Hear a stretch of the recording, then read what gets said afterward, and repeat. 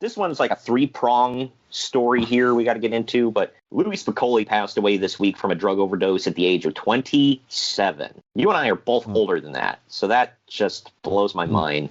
He was found dead by a friend who stayed over at his house that night and who was going to wake him up so that he could catch his flight to Nitro. His friend smelled a bad odor, and when he opened the door to Spicolli's room, he found him face down on the floor with vomit everywhere, and his body was already swollen and discolored. Spicolli had reportedly taken 26 somas and washed it down with a lot of wine. His friend had been concerned about his pill usage and actually hid the bottle that night, but he apparently searched the house and found it. I can't even imagine. It doesn't say who the friend was. I assume it's nobody with any name value, but it's just like, I can't imagine finding anybody that way, but let alone, a good friend, especially after you took time the night before to hide his pills. Yeah, I know.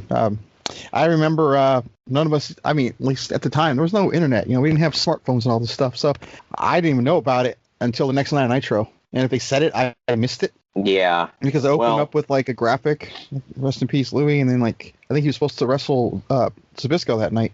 And it just never happened. Yeah, that's actually the second prong of the story here was backstage at Nitro. The mood was said to be some sadness and surprise, but mostly business as usual. They acknowledged Spicolli's death on air, and Larry Zbyszko, who was feuding with Spicolli at the time of his death, basically stayed in kayfabe and refused to say anything about Spicolli. Otherwise, WCW didn't acknowledge it beyond that. I was an ECW guy.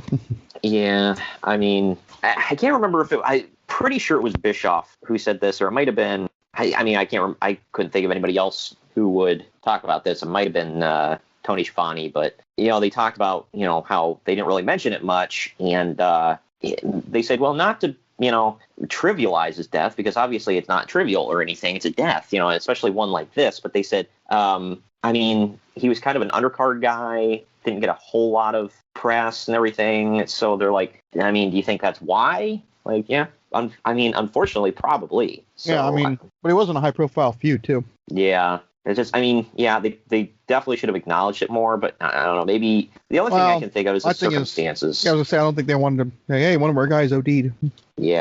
Yeah, that was something recently Bischoff talked about when I think Vince McMahon had taken some shots. It was during the Billionaire Ted skits, and he was taking shots about steroid use in WCW. And Bischoff's retort was like, really? You're going to go there? He's like, 2 of my guys I just signed from your company just failed a drug test. And you're going to go on to me about drug usage?